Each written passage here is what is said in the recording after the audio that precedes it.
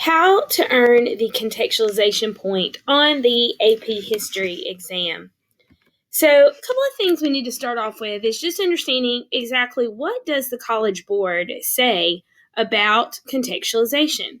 So, a couple of things to note is that this skill is both in the multiple choice and the essay parts of the test. So you're going to have multiple choice questions that are contextualization, but you're also going to see it on both the DBQ and the LEQ. So I wanted to show you, this is taken from the College Board website, showing that the multiple choice questions, they are going to measure your ability to identify and describe historical context for a specific historical development or process, as well as explain how the specific development or process is situated within this broader historical context.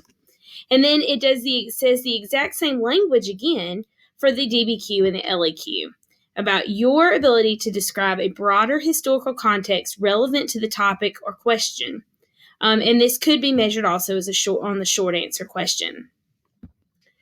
So my students frequently, I can read this to them, but they frequently ask me, but what exactly is contextualization? So a couple of things to point out. One, it is the bigger historical picture that is surrounding an event. Or you can think of it like, how does this event fit in the larger historical time period? So you're taking one event, but it doesn't happen singularly. It's happening within the larger picture. And so that's exactly what we're looking at, is what does this mean? So now that you're thinking about that, the question is, well, then how do I get this point on the DBQ or the LEQ? So this is according to the College Board rubric. It says that your response must relate to the topic of that prompt, to broader historical events, developments, or processes that occur before, during, or continue after the time frame of the question. And it can't just be a phrase or a reference. It has to be a little more lengthy than that.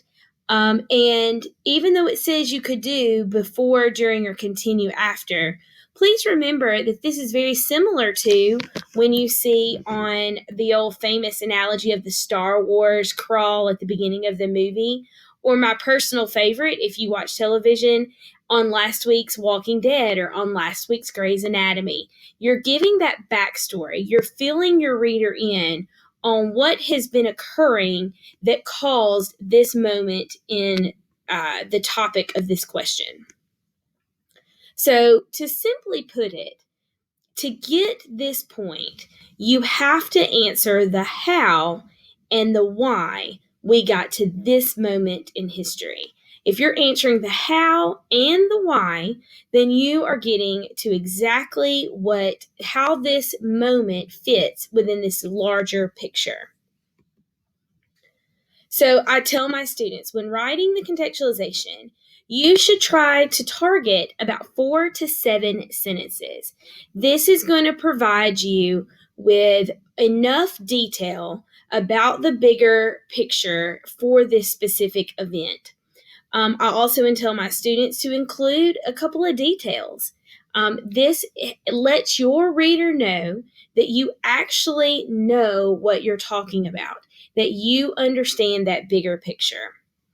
And then remember that you're describing that how and why leading up to that event. I like to give my students another analogy for this, thinking about when you are writing about the broader historical context, what's going on around that event. Think of the topic of your event as the whole of the donut. And then you are writing about what's going on around the donut. So you think about if we're not talking about the donut whole, we're talking about the flavor of the donut. We're talking about the texture. We're talking about the icing. We're talking about the sprinkles.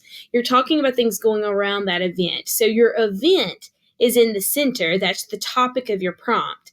And then you're going to spend those first 4 to 7 sentences of your essay describing why that event took place, how we got to take that event taking place.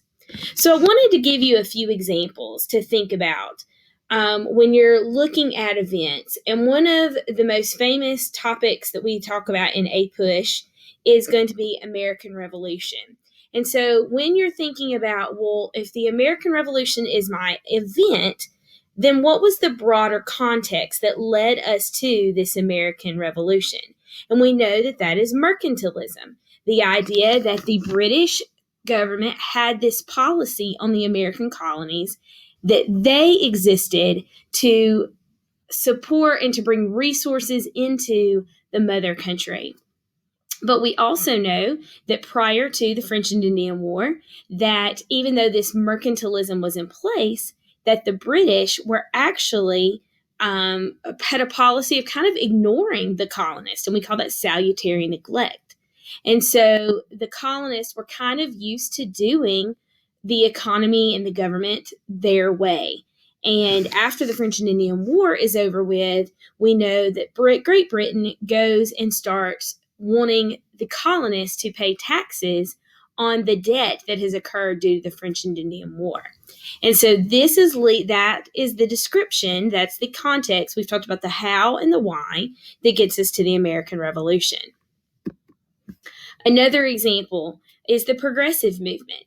Think about the progressive movement as we know that it's this movement towards progress in the early 1900s. But what gets us here, we know, is what was occurring within the Gilded Age and populism.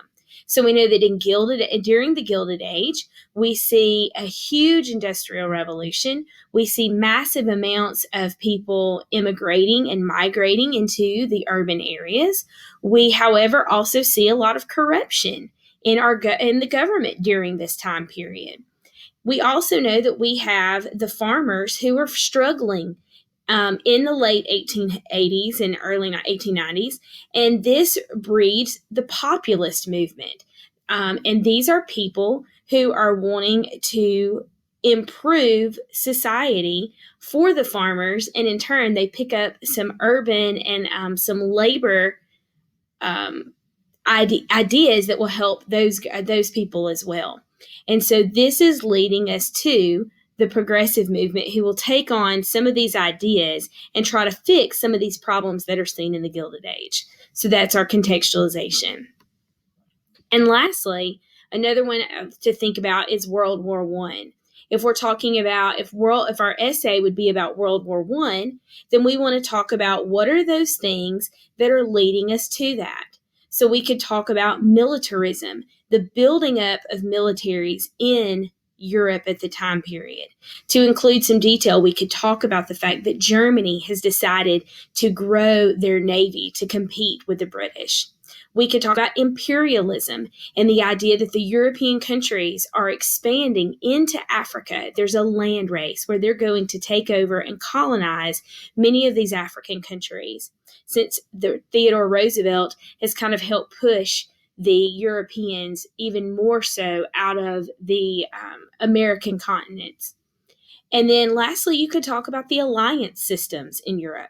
The fact that we have these two major alliance systems, the Triple Entente and the Triple Alliance, and how this competition, along with militarism and imperialism, is going to cause there to be much tension growing in those years prior to World War I. So hopefully, after this explanation, that you can see a little bit better about how to do contextualization. And with these examples here, you kind of have a better grasp of it.